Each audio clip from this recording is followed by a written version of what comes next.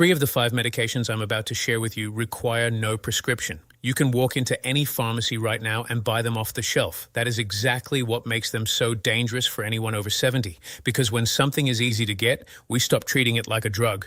We treat it like it's harmless. And for a body that has crossed the threshold of 70, that assumption can mean the difference between independence and a hospital bed. Here is something most doctors don't explain clearly enough during a 15-minute appointment. The human body processes medications in a fundamentally different way after 70. Your kidneys filter drugs out of your bloodstream more slowly. Your liver metabolizes compounds at a fraction of the rate it managed 20 years ago.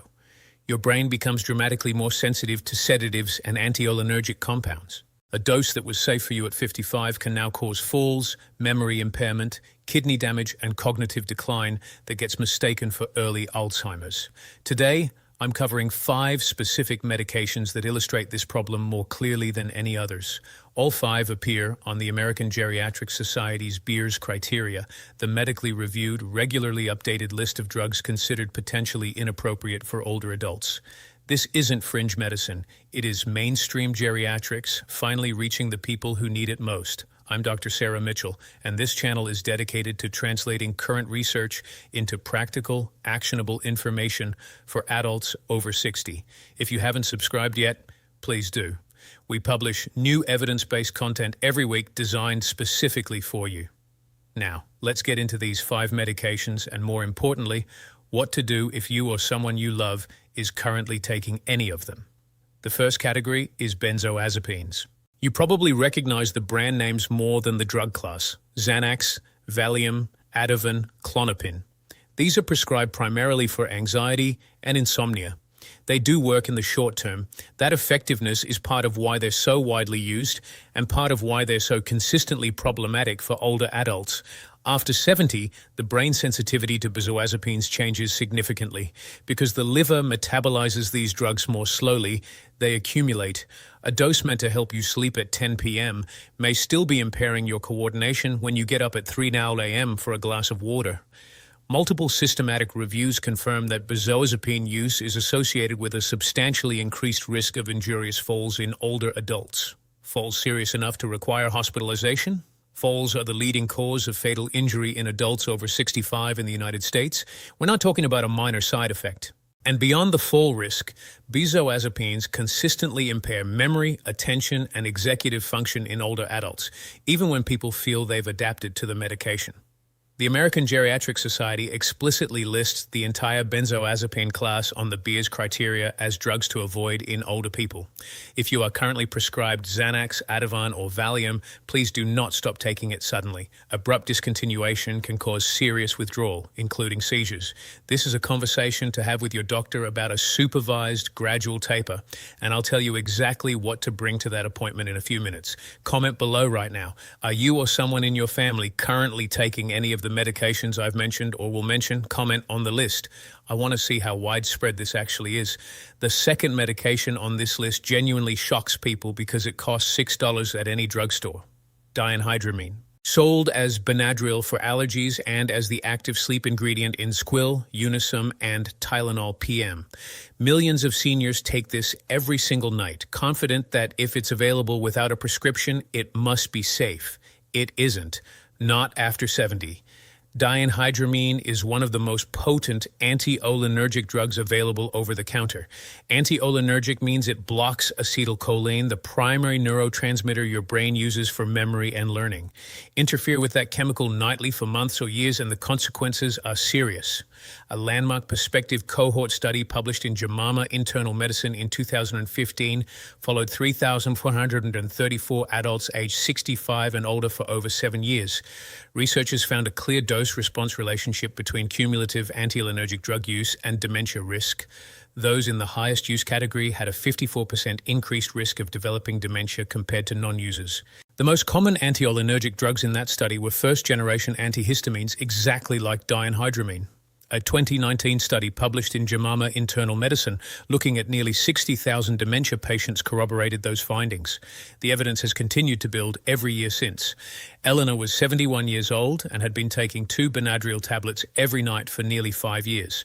Her doctor had actually suggested it for sleep. Over those years, her family watched her become increasingly forgetful. Repeated questions, confusion in familiar places, lost words mid-sentence. A new geriatrician reviewed her medication list and flagged the diphenhydramine immediately. Over the following 7 months after she stopped taking it under medical guidance, Eleanor's cognitive test scores stabilized and partially improved. Her daughter told me it felt like getting a piece of her mother back. The change was noticeable. The next medication is one that tens of millions of seniors reach for the moment their knees or back flare, and the kidney damage it causes develops silently without a single symptom until it's already advanced. Stay with me. The third medication is ibuprofen and the Proxen sold as Advil, Motrin, and Ailey. These non-steroidal anti-inflammatory drugs are the first response to pain in most households. For occasional use in younger adults, they're generally manageable. For regular use in adults over 70, the risk profile changes entirely. Your kidneys are responsible for filtering these drugs from your bloodstream. After 70, kidney function has typically declined by 40 to 50% compared to young adulthood. When ibuprofen circulates in a body with already reduced kidney function, it lingers much longer, hits much harder, and progressively damages the tissue responsible for clearing it. The 2023 update to the American Geriatric Society Beers criteria specifically reinforced the need for renal function-based dose adjustments for NSAIDs. Recognizing how frequently this class causes acute kidney injury in older adults, the gastrointestinal risk is equally serious. The stomach lining becomes more fragile with age, and NSAIDs directly impair its protective barrier. According to the NIH, older adults who use NSAIDs regularly are 3 to 5 times more likely to develop a serious gastrointestinal bleed than younger users, and those bleeds are far more dangerous in someone over 70. For anyone with heart disease or high blood pressure, NSAIDs additionally raise blood pressure and increase fluid retention, elevating heart failure risk. This is the trifecta that makes ibuprofen and naproxen particularly dangerous as a daily or near-daily habit after 70. Tell me in the comments, do you currently use ibuprofen or naproxen for pain? Comment yes or no below, because I'm going to tell you what works better for senior joint pain without any of these risks. Coming up shortly, the fourth medication is prescribed to roughly 10 million Americans annually for sleep, Zolpidem sold as Ambient. The FDA issued a specific safety communication about this drug in older adults, noting that elderly patients can have far higher blood concentrations of Zolpidem the morning after taking it compared to younger users taking the same dose.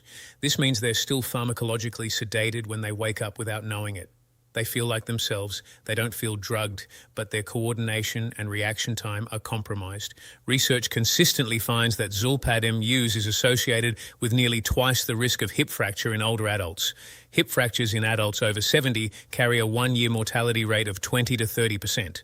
That means up to 3 in 10 seniors who break a hip may not survive to the following year, often due to complications like blood clots or pneumonia during recovery. And there's an additional problem. Zolpidem suppresses the deep restorative stages of sleep while increasing lighter sleep stages, so you fall asleep faster but you wake up less restored, which drives continued use, higher doses and dependency. It solves nothing, it just changes the shape of the problem. The fifth medication surprises more people than any other on this list. Proton pump inhibitors, omeprazole, Pyloc, Nexium, Prevacid.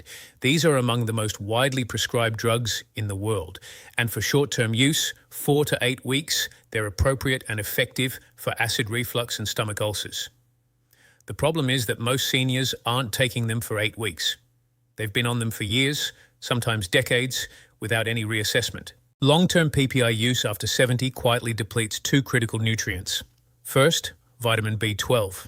Your stomach acid is essential for absorbing B12 from food. Suppress that acid for years and B12 absorption drops sharply. Research published in JAMA found that long-term PPI use was associated with a 65% higher risk of B12 deficiency. In seniors, severe B12 deficiency causes peripheral neuropathy, the tingling and numbness in hands and feet, as well as cognitive decline that mimics dementia. Second, magnesium. The FDA issued a specific safety communication warning about hypermagnesemia, meaning dangerously low magnesium, in long-term PPI users. Low magnesium affects heart rhythm and nerve signaling in ways that compound other cardiac and neurological risks in older adults. Robert was 76. He had been on omeprazole for 9 years, originally prescribed for an ulcer that had resolved long before. He'd been living with severe foot numbness and what his family called a fog he couldn't shake. His B12 came back critically low. His geriatrician tapered him off the PPI over 8 weeks, started aggressive B12 replacement therapy, and shifted his reflux management to dietary changes and a safer alternative medication. 4 months later, the neurological symptoms were clearly improving. 9 years of a prescription that was no longer necessary, caught with one thorough medication review. Here is exactly what to do after watching this. First, write down every medication you take, prescription and over-the-counter. Yes, include Benadryl, the Advil, the Prilosec. Over-the-counter does not mean safety. Second, bring that list to your doctor and ask specifically for a geriatric medication review, requesting evaluation against the American Geriatric Society BEERS criteria. BEERS.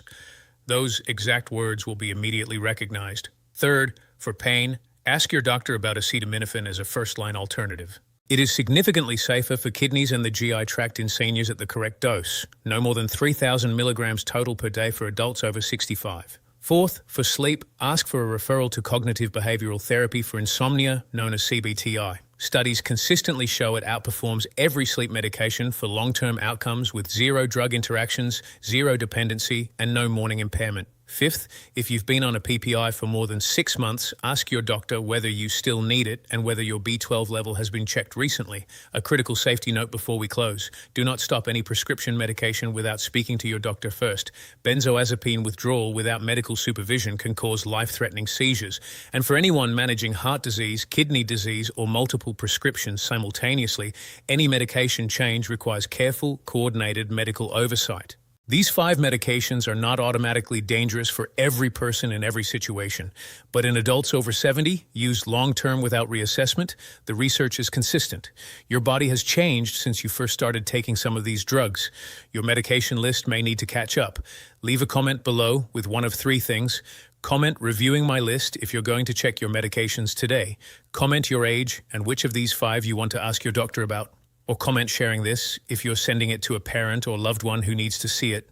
Please subscribe because next week I'm covering 5 supplement combinations that are quietly dangerous for seniors, including combinations being sold together in the same bottle as if they're perfectly safe. That video could genuinely protect someone you love. I'm Dr. Bretley. Don't forget to like and subscribe.